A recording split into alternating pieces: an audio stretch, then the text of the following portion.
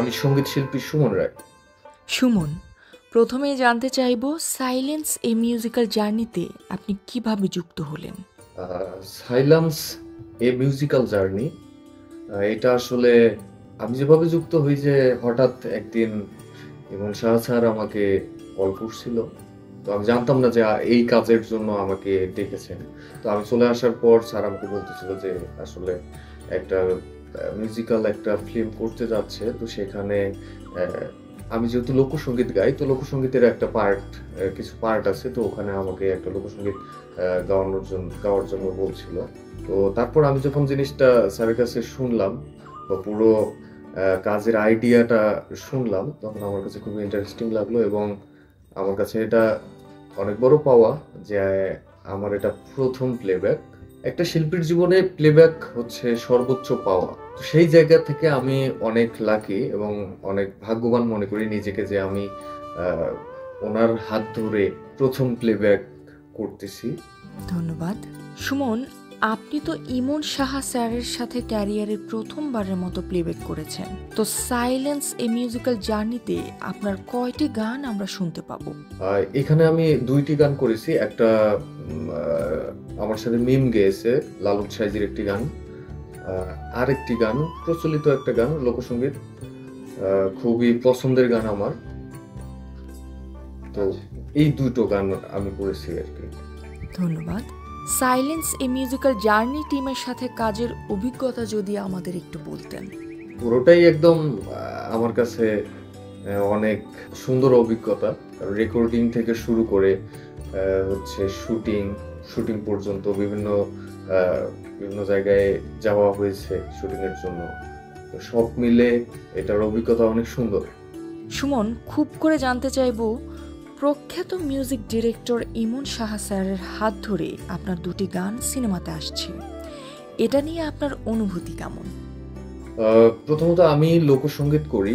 তো আমি চেষ্টা করি সবসময় লোকসঙ্গীতের যে বিভিন্ন ধারা আছে, সবগুলো ধারা নিয়ে কাজ করার, সবগুলো ধারাকে তুলে ধরার। আ এর মধ্যে লালন, হাসন, ভাওয়াইয়া, ভাটিয়ালি সবকিছু মিলে। তো ওই জায়গা থেকে আমার ১ম প্লেব্যাকটা আমি আ আমার লোকসঙ্গীতকে প্রেজেন্ট করতেছি। এটা আমার কাছে একটা অনেক বড় ভালো লাগার বিষয়।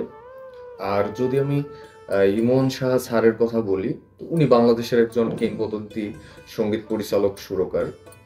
সেই জায়গা থেকে উনার হাত ধরে আমার এই যে আ প্লেব্যাকে যে পদার্পণ, প্লেব্যাকে যে অংশ নেয়া, এটা আমার কাছে খুবই ভালো লাগার বিষয় এবং আমি খুবই আ প্রাউড ফিল করি। এই পর্যায়ে আমাদের দর্শকদের উদ্দেশ্যে কিছু বলবেন।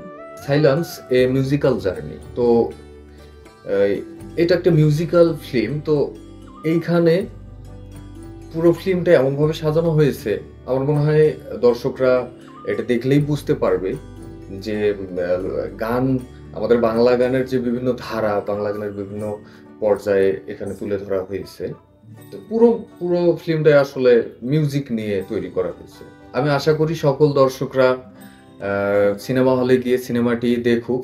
আমরা তো দেখবই, আমরা থাকবই। আমি এটুকু বলতে পারি সকলের ভালো লাগবে। অসংখ্য ধন্যবাদ আপনাকে সুমন। আপনার সাথে কথা বলে অনেক ভালো লাগলো। তবে দর্শকদের উদ্দেশ্যে গানের দুটি লাইন শোনানোর অনুরোধ করছি। তোরে রাং দিল কি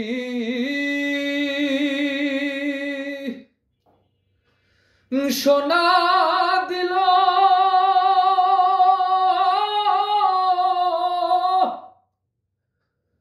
পরখ করে দেখলি না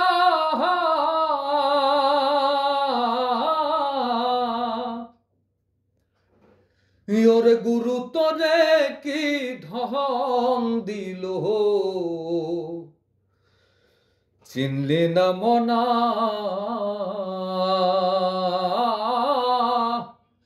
গুরু তোরে কি ধন দিল চিনলি না মনা